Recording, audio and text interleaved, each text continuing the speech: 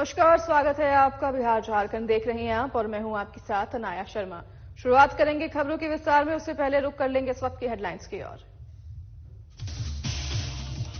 राज्य में बीजेपी ने लव कुश रथ यात्रा को किया रवाना। भगवा झंडा दिखाकर रथ को किया रवाना। मौके पर बीजेपी के कई पदाधिकारी रहे मौजूद। पटना में सीएम नीतीश कुमार ने किया कबूतर खाने का निरीक्षण। अधिकारियों को दिए कई दिशा निर्देश। कबूतर खाने की जगह बनेगी रिहायशी बिल्डिंग। पटना में जनसंख्या नियंत्रण पर डिप्टी सीएम तेजस्वी ने दिया बयान। कहा, राज्य सरकार के फैसले पर कोई कमेंट्स नहीं। इंडिया गठबंधन में सीट बंटवारे को लेकर भी की चर्चा। बिहार के पहले खेल मंत्री बने जितेंद्र राय। विभाग के अधिकारियों ने गुलदस्ता देकर मंत्री का किया स्वागत। खेल विभाग का पदभार ग्रहण कर राय ने जताया आभार। और नालंदा में हिट एंड रन को लेकर एक बार फिर विरोध शुरू। चालकों ने सड़क पर वाहन लगाकर किया हंगामा। नारेबाजी कर वाहनों का परिचालन किया बाधित। शुरुआत करेंगे आज की अहम खबरों के साथ। अयोध्या में राम मंदिर प्राण प्रतिष्ठा के प्रति लोगों को जागरूक करने के लिए झारखंड बीजेपी के प्रदेश कार्यालय से लव कुश समाज की तरफ से लव कुश रथ यात्रा रवाना किया गया। इस दौरान बीजेपी राज्यसभा सांसद दीपक प्रकाश कुशवाहा, विधायक डॉक्टर शशि भूषण मेहता के साथ बीजेपी के कई पदाधिकारी मौजूद रहे। सभी ने भगवा झंडा दिखाकर रथ को रवाना किया और सबके सिया सबके राम स्लोगन के साथ निकली लव कुश रथ यात्रा प्रदेश के विभिन्न जिलों से होते हुए 22 जनवरी को अयोध्या में संपन्न होगी। इस दौरान हमारे संवाददाता चंदन वर्मा ने जायजा लिया। 22 तारीख को लेकर पूरे देश में एक अलग ही माहौल है। पूरा देश जो है राममय हो गया है। देश में रहने वाले हर एक नागरिक के मुंह से राम राम निकल रहा है और इस राम की जो भव्य तैयारी है, इस रामलला के पूजन की जो भव्य तैयारी है, इसके लिए हर व्यक्ति जो समर्पित है, कोई धन से, कोई मन से और कोई अपने आंगन की मिट्टी से समर्पित है। हमारे साथ डॉक्टर शशि भूषण मेहता हैं, पाकी विधायक, इनसे बात करेंगे। सर, आज रथ रवाना किया जा रहा है। इस रथ रवाना करने के पीछे उद्देश्य क्या है और इसका काम क्या है?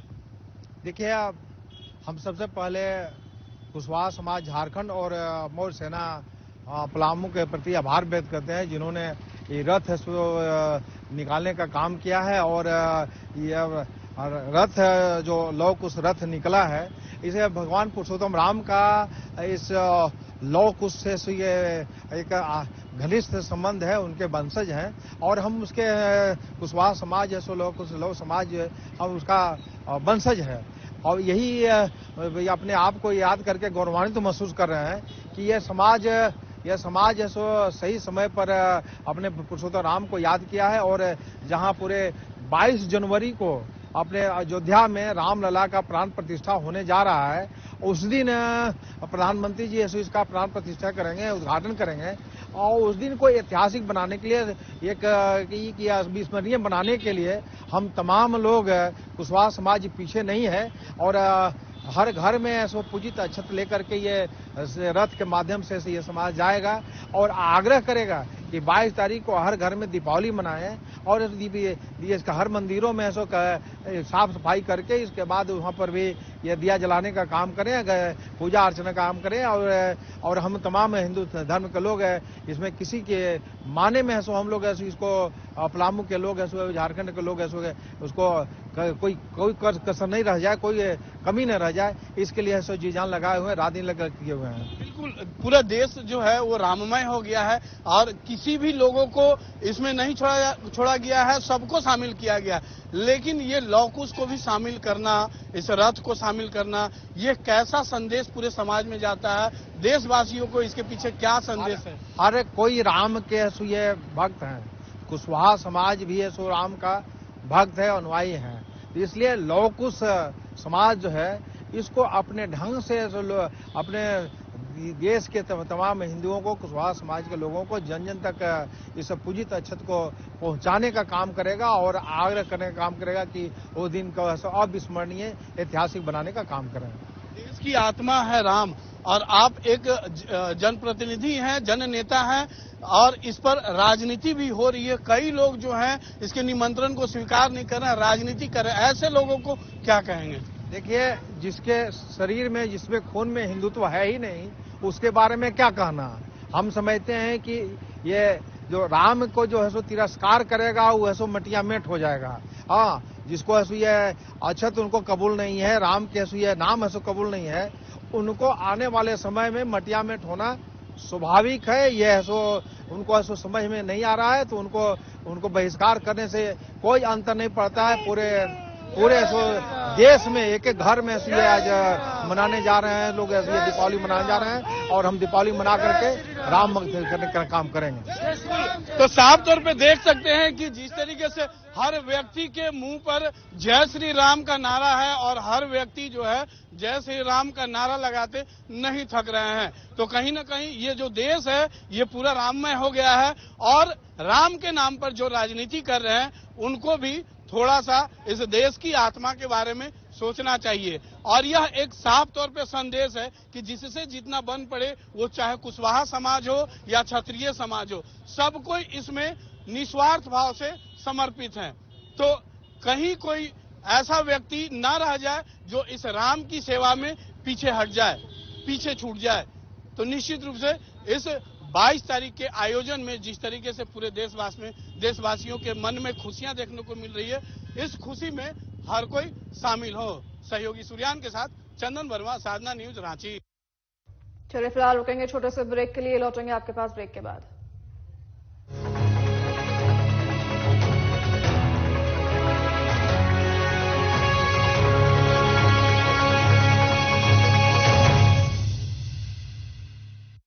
झारखंड में एक बार फिर हो रहा वुमेन्स हॉकी का महासंग्राम।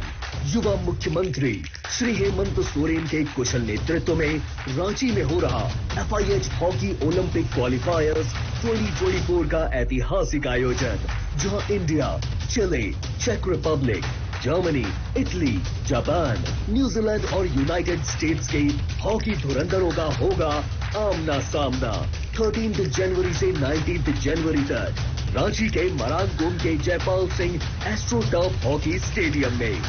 सभी के लिए फ्री एंट्री। झारखंड ने पहले कभी नहीं देखा था ऐसा उत्साह और उल्लास। मुख्यमंत्री हेमंत सोरेन के कुशल नेतृत्व में राज्य सरकार के 4 वर्ष पूरा होने के अवसर पर राज्य के कोने कोने से आए विभिन्न योजनाओं के लाभार्थी और आमजन इस स्वर्णिम पल के गवाह बने। राज्य के युवा, महिला, किसान, बुजुर्ग और बच्चे सभी को हेमंत सरकार द्वारा हक, अधिकार और सम्मान देने का जो महाअभियान चलाया जा रहा है वह अनवरत जारी है। लाखों जरूरतमंद लोगों को मिले योजनाओं के अधिकार उनके चेहरों पर साफ झलक रहे हैं। युवा झारखंड के बढ़ते कदम को गति देने में अग्रसर है राज्य सरकार। तभी तो वो कहते हैं, हमारी सरकार जो कहती है वो करके दिखाती है। झारखंड में एक बार फिर हो रहा वुमेन्स हॉकी का महासंग्राम। युवा मुख्यमंत्री श्री हेमंत सोरेन के कुशल नेतृत्व में रांची में हो रहा FIH हॉकी ओलंपिक क्वालिफायर्स 2024 का ऐतिहासिक आयोजन, जहां इंडिया, चिली, चेक Republic, Germany, Italy, Japan, New Zealand और यूनाइटेड स्टेट्स के हॉकी धुरंधरों का होगा आमना सामना 13 जनवरी से 19 जनवरी तक रांची के मरांगगोम के Jaipal Singh astro turf hockey stadium में। सभी के लिए फ्री एंट्री।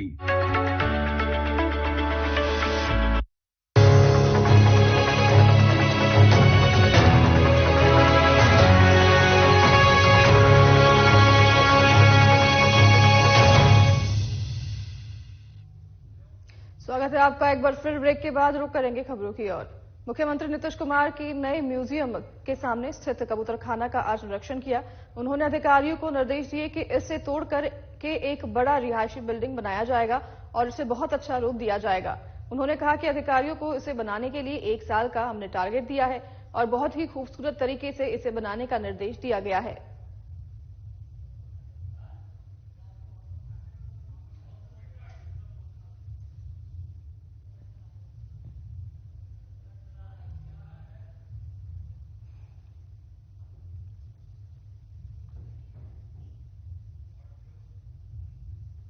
भी अब आगे एक तरफ बनवाएंगे। जितना है ना, ये बहुत ऊंचाई का और बहुत सुंदर बनेगा।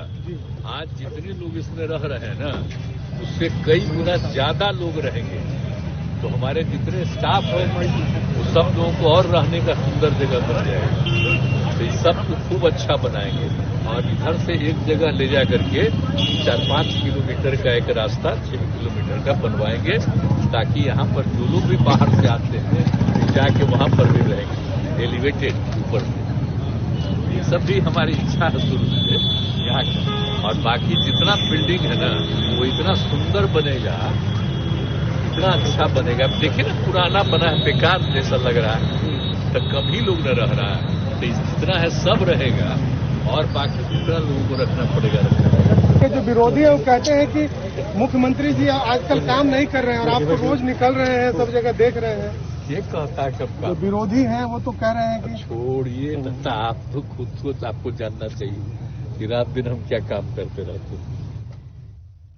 प्रधानमंत्री नरेंद्र मोदी आगामी 27 जनवरी को धनबाद दौरे पर आएंगे। इस दौरान वो हल के खाद कारखानों का विधिवत उद्घाटन करेंगे।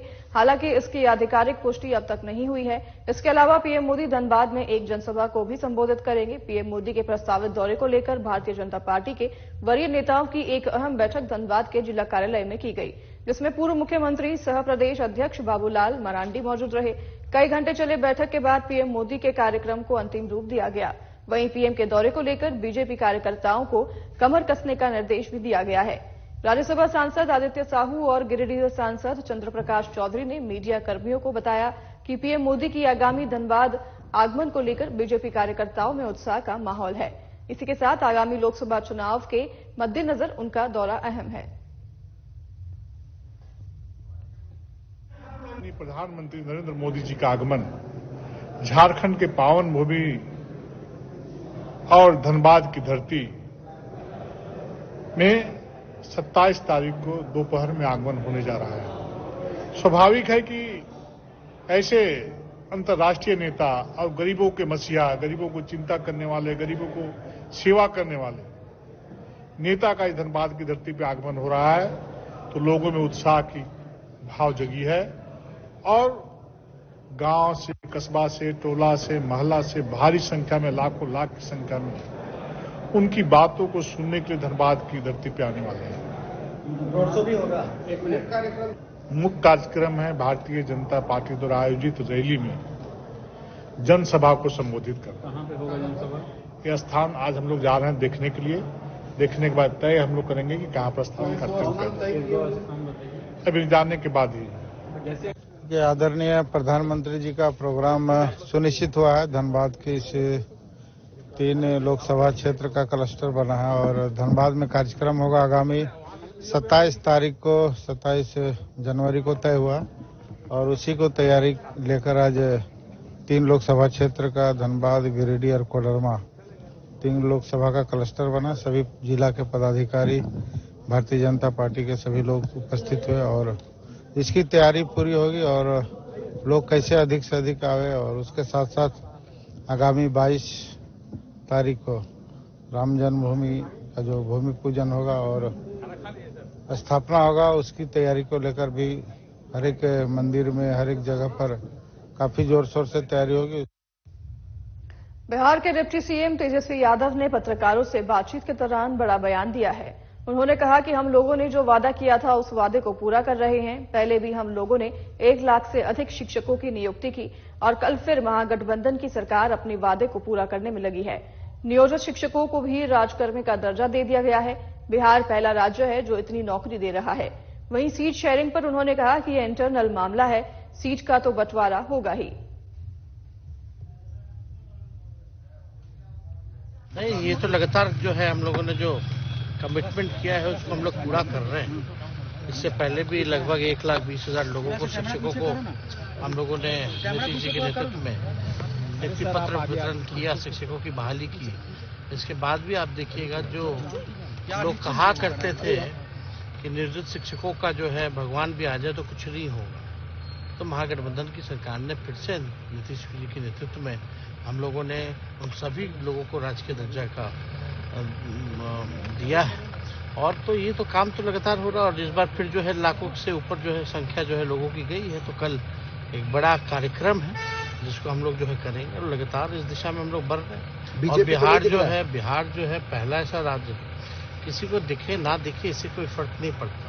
हम लोगों का ख्वाहिश है कि भाई जनता को इसका लाभ मिले, क्वालिटी ऑफ एजुकेशन जो है वो बच्चों को मिले, बच्चों का भविष्य जो है वो बेहतर हो पाए। तो इस काम में हम लोग सब लोग लगे हुए हैं। सीट शेयरिंग का मसला जो भी होता है, कोई भी दल पत्रकारों को तो नहीं बताती है ना, तो हम क्या बताएं? ये सब इंटरनल बात है। और पार्टी महागठबंधन जो है, हम लोग सब लोग काम करेंगे नहीं करेंगे, सीट तो बंटवे ना करेगा। मध्य प्रदेश के मुख्यमंत्री बिहार आ रहे हैं सर, यादव समाज को एक तरफ करने की बीजेपी कोशिश कर रही है, कह रही है कि अब उनको यहाँ लाया जाएगा, सम्मान दिया जाएगा। अरे भाई, देश में किसी का भी अधिकार है, कोई भी कहीं भी आ सकता है, जा सकता है, तो आने जाने में क्या दिक्कत है? चलिए रुकेंगे छोटे से ब्रेक के लिए, जारी रखेंगे खबरों का सिलसिला ब्रेक के बाद।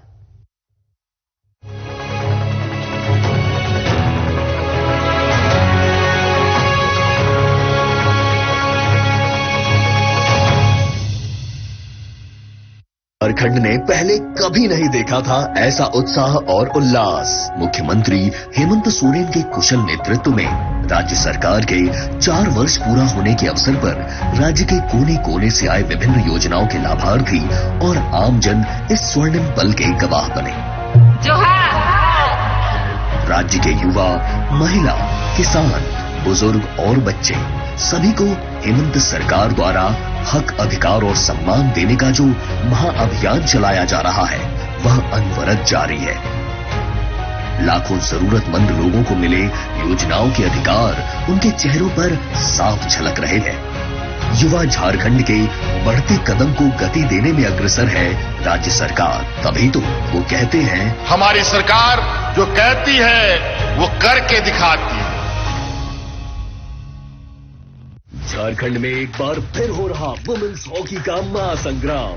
युवा मुख्यमंत्री श्री हेमंत सोरेन के कुशल नेतृत्व में रांची में हो रहा FIH हॉकी ओलंपिक क्वालिफायर्स 2024 का ऐतिहासिक आयोजन, जहां इंडिया, चिली, चेक Republic, Germany, Italy, Japan, New Zealand और यूनाइटेड स्टेट्स के हॉकी धुरंधरों का होगा आमना सामना।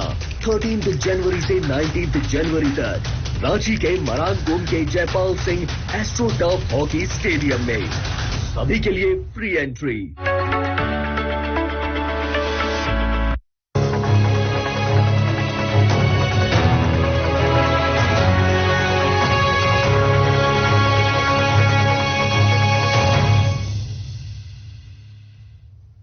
एक बार फिर स्वागत है आपका। ब्रेक के बाद रुक करेंगे खबरों की ओर। बिहार में अब 3 से अधिक बच्चे होने पर नहीं मिलेगी सरकारी योजनाओं का लाभ। जनसंख्या नियंत्रण के लिए सरकार का फैसला लिया है। राज्य सरकार के लिए गए फैसले को लेकर बिहार के उप मुख्यमंत्री तेजस्वी यादव ने कहा कि इस पर हमें कोई कमेंट नहीं करना है। बताते चले कि असम के मुख्यमंत्री हेमंत बिस्वा ने राज्य में बढ़ते जनसंख्या को लेकर फैसला किया है कि जिन्हें 3 बच्चे होंगे उन्हें सरकारी सुविधा सरकार की तरफ से नहीं मिलेगी। वहीं सीट बंटवारे को लेकर बीजेपी की तरफ से दिए जा रहे बयान पर उप मुख्यमंत्री ने कहा कि इंडिया गठबंधन में सीट बंटवारा का काम स्मूथली चल रहा है और कौन क्या कह रहा है उस पर हमें कोई जवाब नहीं देना है। वहीं फुलवारी शरीफ की घटना को लेकर तेजस्वी यादव ने कहा कि जो भी दोषी होगा सरकार उसे कठोर सजा देगी। जांच की प्रक्रिया चल रही है। बहुत पॉजिटिव चल रहा है। बीजेपी कह रही है सिर्फ अप्रूवल हो रहा है, पॉजिटिव चल रहा है सर। आप लोग के हाथ में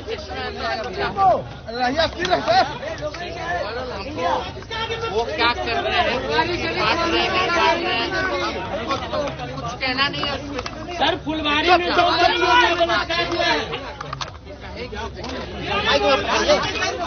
सर आसाम वो सारा घटना हम लोगों को पता है, उसमें कोई भी जो दोषी होंगे वो बख्शा नहीं जाएगा। कड़ी से कड़ी सजा जो है हम लोग को लाने का आसाम के मुख्यमंत्री ने कहा है कि 3 बच्चों के ऊपर होंगे तो सरकारी स्कीम का फायदा नहीं मिलेगा। वहाँ नियम हो गया आसाम में 3 बच्चे से ऊपर होंगे तो सरकारी स्कीम का फायदा नहीं मिलेगा। वहाँ के मुख्यमंत्री ने क्या, कैसे देखते हैं इसको, क्या तुष्टिकरण है? हम कोई कॉमेंट नहीं करना। चलिए वक्त हो चला एक ब्रेक का, लौटेंगे आपके पास इस छोटे से ब्रेक के बाद।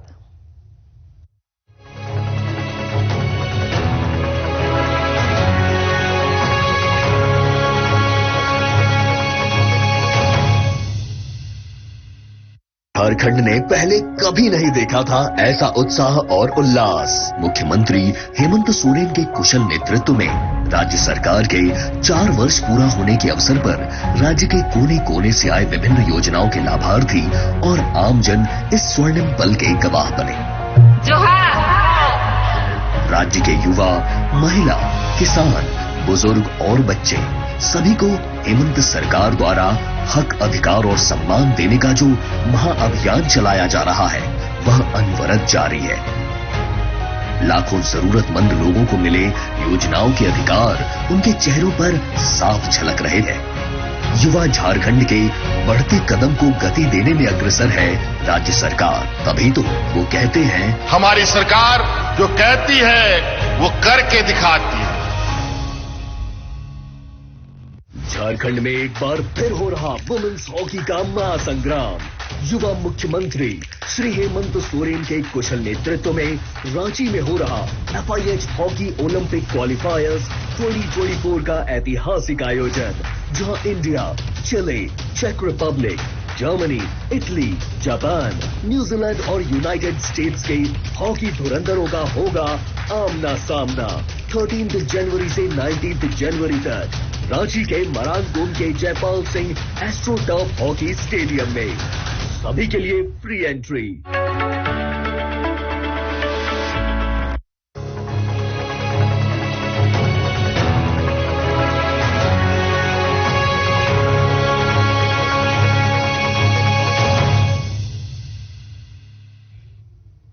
स्वागत है आपका फिर से। ब्रेक के बाद रुक करेंगे खबरों की ओर। कला संस्कृति और युवा विभाग की मंत्री जितेंद्र राय को बिहार में खेल विभाग का अतिरिक्त प्रभार मिला है। मंत्री जितेंद्र राय ने विकास भवन में पहुंचकर बिहार के पहले खेल मंत्री के रूप में पदभार ग्रहण किया। इस दौरान विभाग के अधिकारियों ने गुलदस्ता देकर मंत्री का स्वागत किया। बिहार में अब खेल विभाग को अलग कर दिया गया है। खेल विभाग बनाने के साथ बिहार में अब 44 की जगह 45 विभाग हो गए हैं। जितेंद्र राय ने खेल विभाग का पदभार ग्रहण करने के बाद कहा, बहुत अच्छा महसूस कर रहे हैं। पिछले 1-1.5 साल में बहुत सारी पॉलिसी खेल विभाग के द्वारा लाई गई है।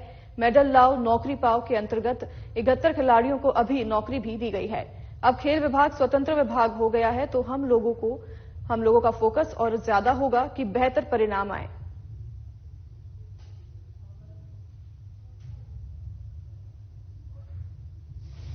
खिलाड़ियों को अभी हम लोग डे बोर्डिंग स्कूल जो खोल रहे हैं, तो 50 तो डे बोर्डिंग स्कूल इस साल खुल जाएंगे। एक क्लब सेंटर हमारे चल ही रहे हैं। एक्सीलेंस सेंटर के रूप में पाटलिपुत्रा खेल परिसर में हम लोग तमाम जो खिलाड़ी हैं उनको प्रशिक्षण दिलवाने का काम कर ही रहे हैं, तो और बेहतर हो इस पर भी हम लोग प्लान करेंगे। नौकरी का कितना दरवाजा? वो तो पहले से ही ये पॉलिसी आ चुकी है, आप जान भी रहे। 71 लोगों को मेडल लाओ नौकरी पाओ के अंतर्गत हम लोग दे भी चुके हैं नौकरी, और जो खेल कोटा का है वो भी लोगों को समय समय पर मिलते रहा। तो नौकरी तो मेडल हमारे बिहार के खिलाड़ी लाएंगे उनको दिया जाएगा। तो सबसे पहली बात है कि प्रतिभा की कमी है, तो वो तमाम खिलाड़ी जो गांव में बसते हैं और जिसमें प्रतिभा है उसको मुख्य धारा में लाने का काम हम लोग करेंगे। और पिछले कई महीनों से लगातार इसके लिए टैलेंट सर्च हो रहा है और उसको हम लोग मजबूती के साथ करने का काम करेंगे। चलिए इस बुलेटिन को यहीं करेंगे फिर समाप्त। हमें दीजिए इजाजत। नमस्कार।